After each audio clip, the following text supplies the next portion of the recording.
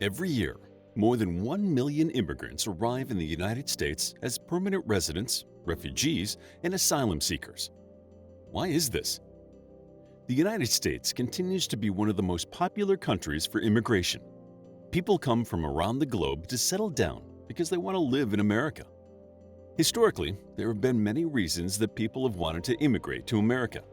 These reasons would shape the cultural identity and policy of the nation as it grew into the world power that it is today.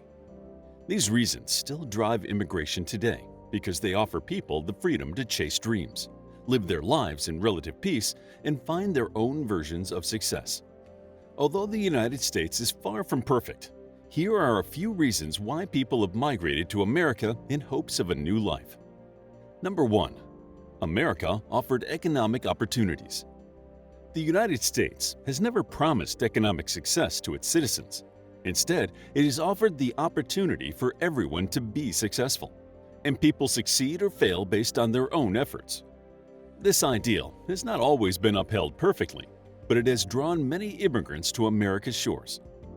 Many of the first immigrants came to the American colonies to become wealthy. Only the firstborn son inherited land in England, so younger sons had to seek their fortunes elsewhere. European countries started colonies to make money from crops like tobacco and animal skins. As the colonies grew, they became a source of taxation, although this eventually backfired for the British as the American Revolution started with cries like "no taxation without representation." After the French and Indian War, Britain tried to pay off their war debts with a plan that involved enforcing taxation, which the colonists protested by declaring themselves independent. The economic opportunities continued after the United States started its journey to become an independent country. The Industrial Revolution in America was marked by the creation of factories, urbanization, and interchangeable parts. These might not seem groundbreaking to us today, but interchangeable parts revolutionized how things are made. Relatively unskilled workers could now construct things like muskets and later sewing machines and typewriters. So the demand for workers was strong enough to support the new flow of immigrants coming from Europe looking for a job. Factory work was often dangerous in the 1800s, but people kept coming because America offered the chance for them to make a life. Number 2. America offered religious freedom. Before America was even a country, people longed to immigrate to it. While many of the first European immigrants were looking to make their fortunes, others came because the new land offered them religious freedom. The Pilgrims first made their dangerous journey on the Mayflower because the New World offered them religious and economic opportunities that Europe did not. These Pilgrims were part of the Puritan movement in England, which sought to purify the Church of England. They tried to live morally upright lives. However, their highly conservative religious sect was not popular in England, so the Pilgrims moved to the Dutch Republic, where they found religious tolerance. Despite this, the Pilgrims weren't happy. They lived in poverty and watched as their children began assimilating into the Dutch culture around them. They needed somewhere where they could practice their religion freely and have economic success. That place was America. The Pilgrims then boarded the Mayflower and founded their colony in Massachusetts. Although they barely survived their first winter, they eventually made their colony reasonably profitable. America offered so much religious freedom to everyone who came because it did not belong to one European country. England, France, the Dutch Republic, and Spain sent expeditions that had colonies there, so there was no single approved religion. The Pilgrims weren't the only religious group to immigrate to America. The Huguenots, a name for French Protestants, and the Quakers eventually found their way to its shores as well. And with so many groups who lived through religious persecution, America began its journey with an inclination towards religious tolerance and plurality. Number 3. America offered land for immigrants. When the United States first became independent, it wasn't very big, 13 colonies in all, situated along the continent's eastern coast and across the Appalachian Mountains. But this quickly changed when Thomas Jefferson negotiated the Louisiana Purchase in 1803. This area was about 828,000 square miles running from New Orleans to modern-day North Dakota and Montana. Thomas Jefferson negotiated the land deal with the French after the French Revolution left their government scrambling for money. They agreed to sell the land to the United States for $15 million, which came out to approximately $18 per square mile. This purchase doubled the size of the United States and allowed Americans to expand west. At the time, many people associated owning land with freedom and upward mobility. But there was so much land that the United States government passed the Homestead Act in 1862. This act granted heads of families 160 acres of land provided they farmed or otherwise improved it and lived there for at least 5 years. The intent was to move ambitious citizens west to settle the land under American control, and it was reasonably successful at accelerating Western expansion. It did come at the cost of displacing the Native American tribes who already lived there, though. Of course, some people took advantage of the Homestead Act. Speculators, cattle farmers, and railroads all claimed land intended for small farmers. However, people continued to move west, searching for land, more freedom, and wealth, and they developed new towns and states along the way. Number 4. America offered democracy and political equality. When the United States began, voting was generally limited to only white landowning men, although a few states did allow for other groups like black men and unmarried women to vote early on. While this may seem very restrictive to us today, it was still a step forward. Other countries had monarchs, so there wasn't much room for voting there. An even greater step forward came during Andrew Jackson's presidency. Jackson believed that restricting voting rights to landowning males allowed the government to be run by the elites, creating an aristocracy. He also believed in universal male suffrage.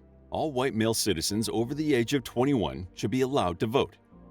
Jacksonian democracy did not extend to women or people of color, but it was still an important step forward, offering a voice in the government to all people. Black people won the right to vote after the Civil War. The 14th Amendment confirmed their citizenship, and the 15th Amendment guaranteed their right to vote. Still, the establishment of Jim Crow laws discriminated against black citizens and prevented them from exercising their rights. These laws were finally taken down during the Civil Rights Movement in the 1960s, allowing all citizens the right to vote regardless of skin color. Native Americans were not considered citizens until 1924. Although Asian immigrants could become citizens before 1952, it was hard to do due to federal laws. There was not a set law in place barring restrictions on citizenship until that year. Women did not receive the federally acknowledged right to vote until 1920 under the 19th Amendment. Some states had allowed women the right to vote, but those rights were limited and sometimes taken away depending on the prevailing political climate. The suffragists began to campaign for universal female suffrage in 1869. But it would take a world war before activists were finally able to convince the nation that women deserve citizenship and the right to vote. Number 5. America offered educational opportunities. While adults usually immigrated looking to improve their fortunes, they also hoped their children could have better lives.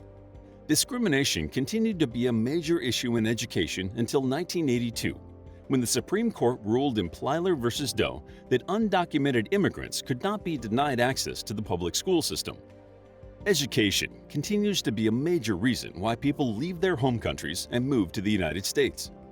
Immigrants from Latin American countries have confirmed that education is a big reason they come, but not the primary reason. Students in Latin American schools often struggle with poverty and gang violence. Even if the school is free, the books, fees, and uniforms are not covered by the government, and schools are a recruiting ground for gangs. Some teenagers have immigrated to America to escape the violence and finish their education in peace. Today, immigrant students and children of immigrants make up an increasing part of higher education.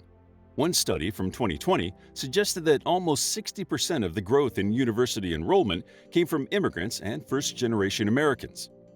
Although they are still facing issues and barriers in the navigation of a new environment, people are continuing to immigrate with the hope of creating a better future for themselves and their children.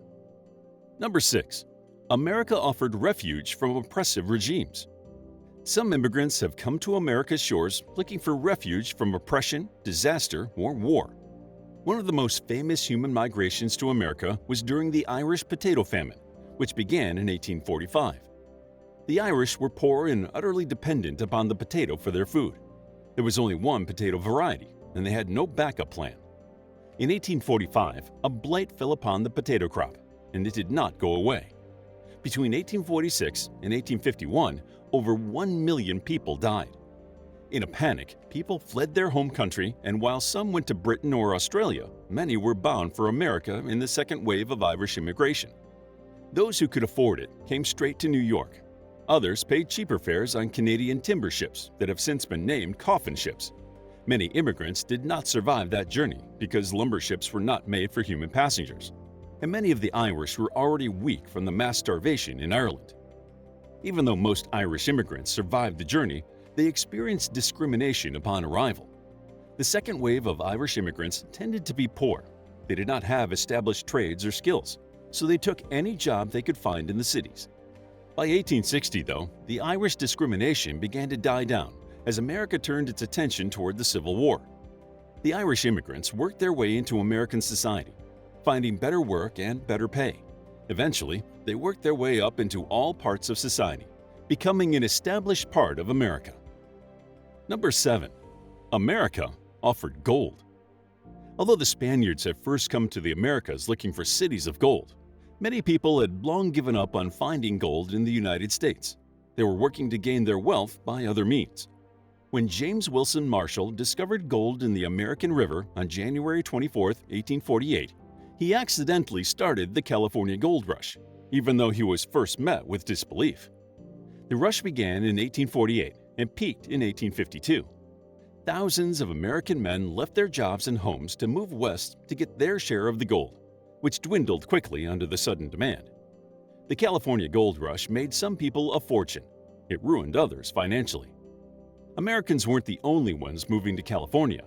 People immigrated from as far away as Peru, Hawaii, and China to get their piece of gold, and Europeans would soon follow. In 1852 alone, 20,000 Chinese immigrants, out of a total of 67,000 immigrants, made their way to California.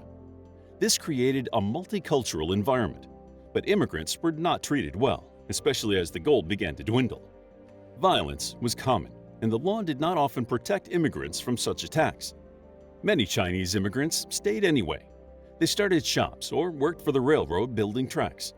The work was dangerous, and these immigrants were paid less than the white workers and had to pay a foreign tax.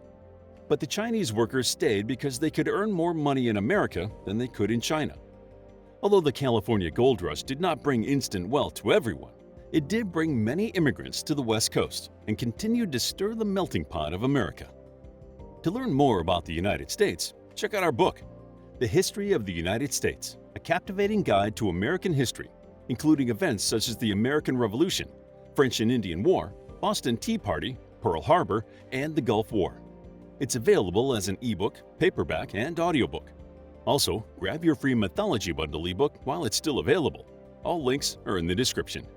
If you enjoyed the video, please hit the like button and subscribe for more videos like this.